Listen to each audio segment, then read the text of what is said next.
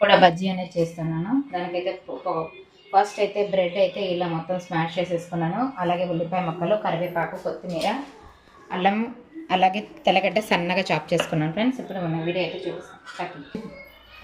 Bread అయితే first ఒక బౌల్లో వేసేసుకున్నాను. ఇప్పుడు అల్లం, తెల్లగడ్డ మనం చాప్ చేసుకున్నాం కదా, అలాగే ఉల్లిపాయలు, కరివేపాకు, కొత్తిమీర కూడా మనం వేసేసుకుందాము. కట్ చేయము. అలాగే ఒక 1/2 టేబుల్ స్పూన్ ఉప్పు, అలాగే ఒక 1/2 టేబుల్ స్పూన్ కారం, అలాగే ఒక 1/2 టేబుల్ స్పూన్ ధనియాల పౌడర్. ఇది మొత్తం మనం మిక్స్ చేసేసుకుందాము. అయితే మనం డీప్ ఫ్రైకి సరిపడిన ఆయిల్ అయితే పెట్టేసుకున్నాను. ఆయిల్ కూడా హీట్ ఎక్కిపోతుంది ఫ్రెండ్స్.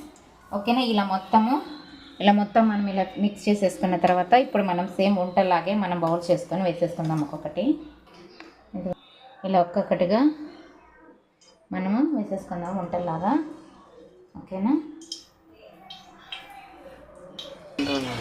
మధ్య మధ్యలో మనము తిప్పుకుంటూ ఉందాం ఫ్రెండ్స్. ఓకేనా, దీనికి కొంచెం గోల్డెన్ కలర్ వచ్చేంత వరకు మనము ఫ్రై చేసేసుకుందాము. ఓకేనా ఫ్రెండ్స్, అన్నీ ఇలా చేసేసుకున్నాను. ఓకేనా, వీడియో ఇదైతే టమాటా కెచప్తో అయితే తింటే చాలా బాగుంటుంది. ఓకేనా, వీడియో నచ్చితే అలాగే లైక్ చేసి సపోర్ట్ చేసి సబ్స్క్రైబ్ చేసుకోండి.